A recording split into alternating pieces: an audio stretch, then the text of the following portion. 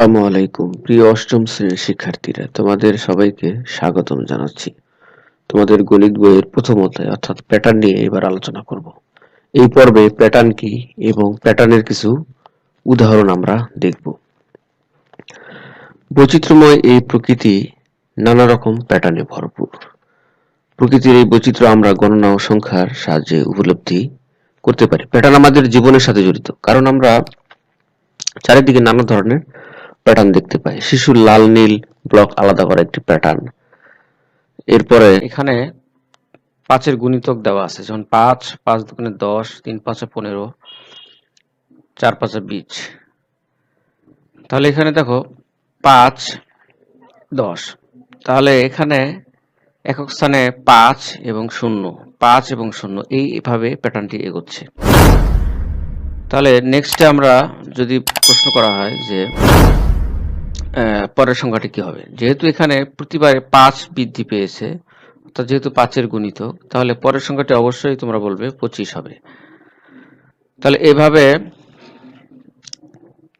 Pattern তৈরি করে এমন সংখ্যার তালিকাকে বলা হয় অনুক্রম। প্যাটার্ন তৈরি করে এমন সংখ্যার তালিকাই হলো অনুক্রম। একটা বিশেষ নিয়মে কতগুলো রাশি বা সংখ্যা এমনভাবে সাজানো থাকে যেন যে কোনো সংখ্যা এবং তার আগের সংখ্যা পার্থক্য কেমন হয় বা কিভাবে এটা বৃদ্ধি পাচ্ছে, সেটাই হলো অনুক্রম। প্যাটার্ন দেওয়া আছে, যেমন প্রথম চিত্রে একটা টাইলস প্রথমে দেওয়া আছে একটা আড়াআড়ি ভাবে দেওয়া আছে 2টা, এরপর লম্বালম্বি ভাবে দেওয়া আছে 2টা, এরপর আবার আড়াআড়ি ভাবে, আবার লম্বালম্বি ভাবে, আবার উপরে আড়াআড়ি নিচে লম্বালম্বি, এইভাবে একটা নির্দিষ্ট নিয়মে এই টাইলসটা সাজানো আছে। আবার দ্বিতীয় চিত্রে দেখো, প্রথমত একটা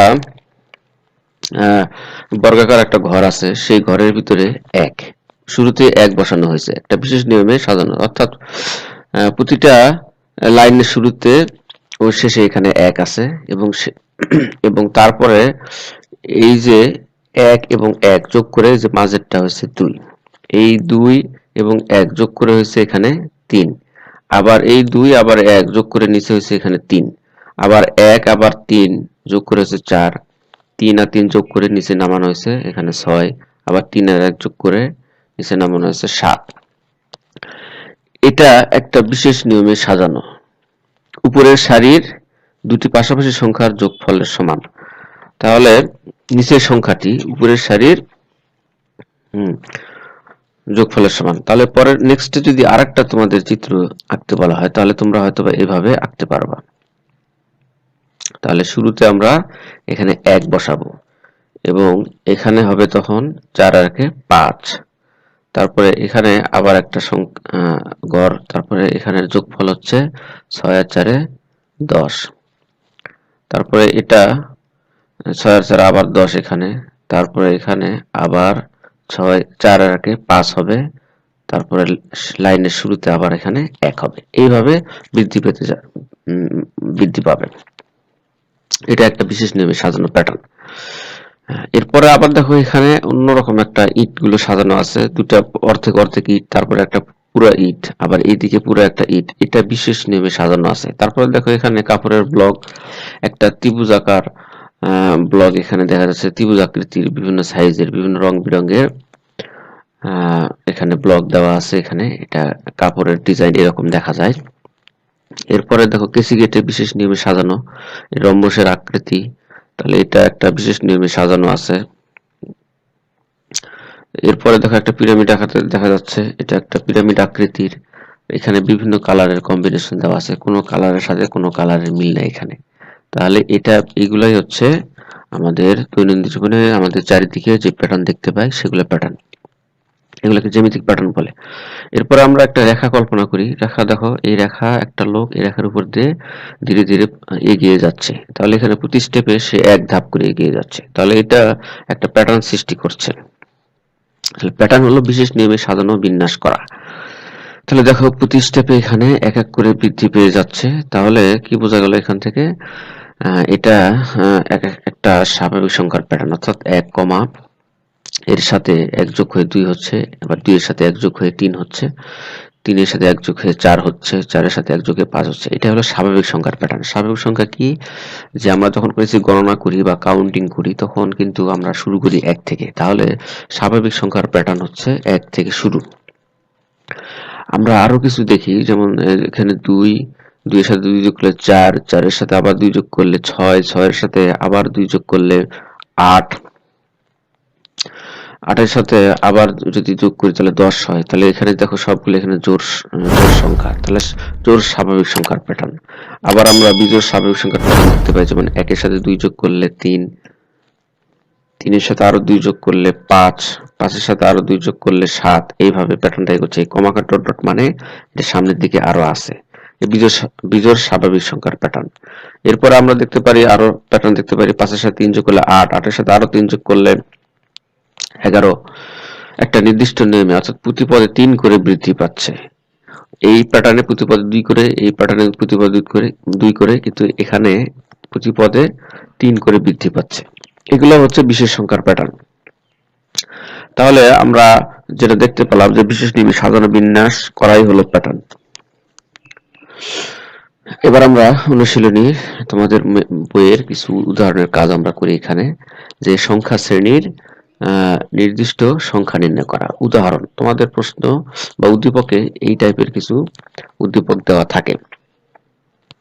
প্রদত্ত সংখ্যাগুলোর পরবর্তী 3টি সংখ্যা নির্ণয় করো। তাহলে এখানে প্যাটার্নটি ভালো করে লক্ষ্য করবে। 10 থেকে 3 বিয়োগ দিলে 7, আবার 17 থেকে 10 বিয়োগ দিলে 7, 24 থেকে 17 বিয়োগ দিলে 7, 31 থেকে 24 বিয়োগ দিলে 7। অর্থাৎ যে কোনো সংখ্যা এবং তার আগের সংখ্যা বা পাশাপাশি দুটি সংখ্যার পার্থক্য এখানে কিন্তু 7 হবে। তাহলে সমাধান আমরা দেখি, তালিকার সংখ্যাগুলো আগে লিখব। তাহলে পাশাপাশি দুটি সংখ্যার পার্থক্য, অর্থাৎ যে কোনো সংখ্যা তার আগের সংখ্যার পার্থক্য এখানে সবসময় 7 হচ্ছে। তাহলে নিশ্চয়ই পরবর্তী দুটি সংখ্যা এই 31 এর সাথে আরো 7 যোগ করলে যা হবে 38, এবং 38 এর সাথে আরো 7 যোগ করলে যা হবে সেটা হলো 45। পরবর্তী দুটি সংখ্যা হচ্ছে 38 এবং 45। এইভাবে আমরা বের করতে পারি। তাহলে এটাকে অ্যান্সার আমরা হিসাবে চিহ্নিত করতে পারি। আরো একটা উদাহরণ দেখি, পরবর্তী সংখ্যাগুলোর পরবর্তী সংখ্যাটি নির্ণয় করো। তাহলে দেখো, এটা আমরা আগে পর্যবেক্ষণ করব, যে সমাধান লিখবো যে প্রদত্ত সংখ্যাগুলো এখানে 1, 4, এভাবে দেওয়া আছে। তাহলে পাশাপাশি দুটি সংখ্যার পার্থক্য এখানে দেখো, পার্থক্য কিন্তু 2 করে আবার বৃদ্ধি পাচ্ছে। তাহলে 4 থেকে 1 গেলে 3, 9 থেকে 4 গেলে 5, 16 থেকে 9 গেলে 7, 25 থেকে 16 গেলে 9। তাহলে পার্থক্য আবার প্রতিবারে 2 করে বৃদ্ধি পাচ্ছে। তাহলে নেক্সট সংখ্যা যেটা হবে, 25 এর সাথে 9 যোগ করে তার সাথে আরো 2 যোগ করতে হবে। এই 25 এর সাথে 9 যোগ করে তার সাথে আরো 2 যোগ করে যা হবে সেটা হলো পরবর্তী সংখ্যা। আশা করি তোমরা বুঝতে পেরেছো এটা। আমরা আরো কিছু উদাহরণ দেখি। উদাহরণ 3, সংখ্যাগুলোর পরবর্তী সংখ্যাটি নির্ণয় করো। এখানে একটা প্যাটার্ন দেওয়া আছে। তাহলে এখানে দেখা যাচ্ছে যে 5 আর 1 যোগ করলে 6, 6 আর 5 যোগ করলে 11। একটা বিশেষ নিয়মে এগোচ্ছে, অর্থাৎ পরপর দুটি সংখ্যার যোগফল, অর্থাৎ 1 যোগ 5 সমান 6, যেটা পরবর্তী সংখ্যা। আবার 5 যোগ 6 সমান 11, যেটা পরবর্তী সংখ্যা। এইভাবে বৃদ্ধি পাচ্ছে, অর্থাৎ এটাকে আমরা বিশেষ ধরনের একটা প্যাটার্ন বলবো। তাহলে প্রথমে তালিকার সংখ্যাগুলো লিখবো, পাশাপাশি দুটি সংখ্যার যোগফল। এখানে আগের দুটো উদাহরণে কিন্তু আমরা দেখছি বিয়োগফল, অর্থাৎ পার্থক্য। এখানে আবার একটা নিয়মে যাচ্ছে, পার্থক্য কিন্তু বিভিন্ন রকম হচ্ছে। এই কারণে এখানে 5 থেকে 1 গেলে 4, আবার 6 থেকে 5 গেলে 1, আবার 11 থেকে 6 গেলে 5। এইভাবে এক এক রকমের হচ্ছে। তাহলে এটা যোগ করে আমরা দেখতে পাচ্ছি যে পরপর দুটি সংখ্যার যোগফল পরবর্তী সংখ্যাটি সমান হচ্ছে। তাহলে পরবর্তী সংখ্যাটি হবে, তাহলে এই দুটো সংখ্যা যোগ করে যা হবে সেটাই হলো পরবর্তী সংখ্যা। আবার এরপরের যে সংখ্যাটি হবে, তাহলে এই 28 এবং 45 যোগ করে